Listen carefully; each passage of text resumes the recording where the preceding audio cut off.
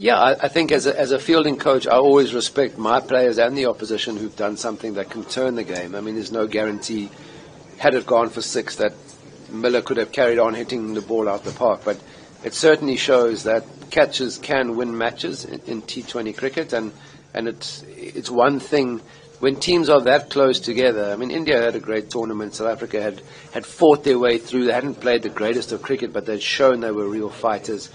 India had dominated the way that they played, and the teams were that close that it was literally 2 meters away from, possibly the game going in South Africa's favour.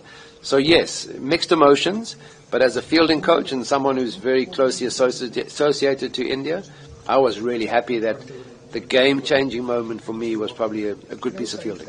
Well, I mean, that's what opinions are. That's your view. I'm happy for Ashwin. He's a real thinker. He's a real thinker of the game, and I think maybe that's what he loves. And from a strategy perspective, that's something he excels at, because whether he's batting even or bowling in the field, he's certainly somebody you feel like he's always thinking about what to do next. But from my perspective as a coach, I also want to see, all-rounders being developed, because it's only in this particular brand of cricket that you've got the impact rule.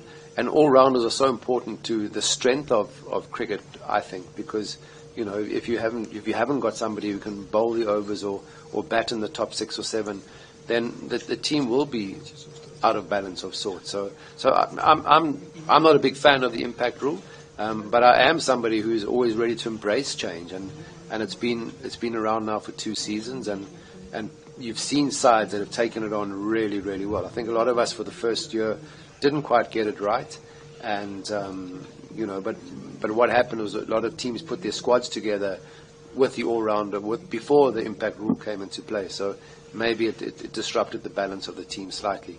So, like I said, I'm happy for change. I'm not closed to anything, but I'm someone who wants to see all-rounders not dominate, but certainly get the credit that they deserve for the role that they have in a side. Ashwin, is he again making statements and thinking too much about the game? Like I said, I mean, I'm not somebody who's set in my ways. As a cricket player, I had to adapt and evolve. Whatever is decided, I mean, I don't make those decisions. So whatever we handed down, we will make sure that it works, hopefully, in our situation. So I don't have an opinion on yes or no with regards to the right to match. So one final question: would you like to see Rohit Sharma with in your team?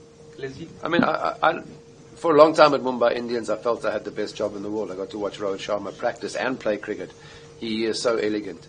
I mean, there's the balances of teams, who's in the side. I love watching Rohit Sharma bat, but I'm not saying he must come in and replace, and then suddenly we change our setup. So whatever, as I said, whatever happens, who's ever there, I'll be doing my bit as the fielding coach to support.